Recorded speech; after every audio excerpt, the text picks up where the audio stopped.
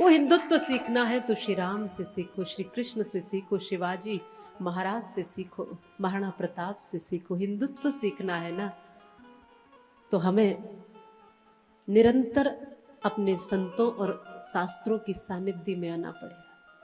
कई बार हम जोश जोश में बहुत बड़े नारे लगा के कह देते हैं हाँ हम हैं हिंदू, हम समझते ही नहीं, हम गहरे नहीं हैं।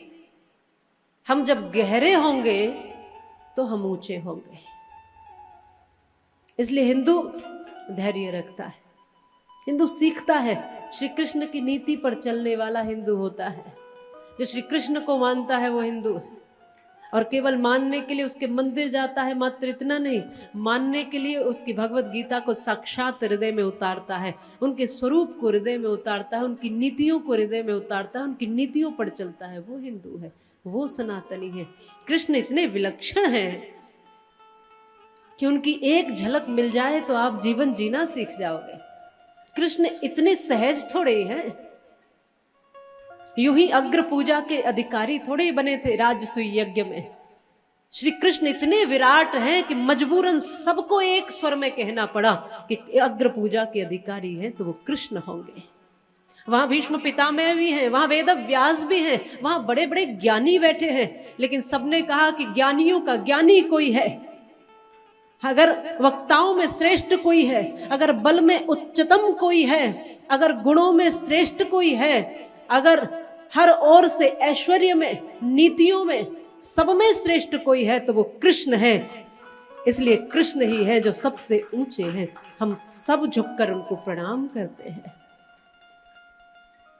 जो जैसी संगति में आ जाता है वो वैसा हो जाता है। जो श्री कृष्ण की सानिध्य में है ना, वो गहरा भी होगा और वो ऊंचा भी होगा। और एक बात याद रखना कि जो जितना गहरा होगा वो उतना ऊंचा होगा। देखना आप वट वृक्ष को, वो बहुत विशाल होता है पर उतना ही नीचे उसकी जड़ें फैली होती है। सनातन संस्कृति इसलिए ऊंची है कि उसकी जड़ें बहुत गहरी है, बहुत गहरी है। लोगों ने ऊपर ऊपर से काटा, पेड़ को कितना भी काट दो, अगर जड़ें मजबूत हैं तो वो फिर से हरा भरा हो जाता है। वैसे ही किया, मंदिर तोड़े, हमारे संस्कारों को भटकाया, बहुत कुछ किया, बहुत कुछ यातनाएं दी, बहुत कुछ लूटा यहां से, लेकिन हमारी संस्कृति की जड़ें इतनी गहरी थी कि अब भी कहीं ना कहीं रोशनी दिखाई देती है। अब भी आप जैसे बहुत से लोग हमें दिखाई देते हैं जो त्याग में, दान में, श्रेष्ठताओं में हैं। मैं आप सबसे कहती हूं, श्री कृष्ण नहीं बन पाओगे, पर श्री कृष्ण की शरण में आ गए तो कम से कम अर्जुन तो बन ही जाओगे। कृष्ण नहीं बन पाओगे, कृष्ण एक ही है, अकेले ही है, पूर्ण अवतार है। श्री कृष्ण विलक्षण है। कृष्ण होना संभव नहीं है, पर श्री कृष्ण के भक्त होना तो संभव है ना। उनकी शरण में आना तो संभव है। वो तो बुला बुला के कहते, हाथ पकड़ पकड़ के कहते, आओ मेरी शरण। कृष्णम वंदे जगत गुरु। श्री कृष्ण कैसे हैं? श्री कृष्ण हर बात में अग्रिम भूमिका निभाते हैं। श्री कृष्ण के पास शौर्य है, ऐश्वर्य है, पर श्री कृष्ण धैर्यवान कितने हैं। आपके पास शौर्य आ जाए ना, ऐश्वर्य आ जाए, ऊंचाई आ जाए, ऊंचा पद आ जाए तो धैर्य नहीं होता, गहराई नहीं बचती, विनम्रता नहीं बचती, थोड़ी अकड़ आ जाती है। पर कृष्ण कैसे हैं? धैर्यवान। शिशुपाल सामने से कई बार लगातार अपशब्द कहता है, गालियां देता है, श्री कृष्ण बिल्कुल क्रोध नहीं करते।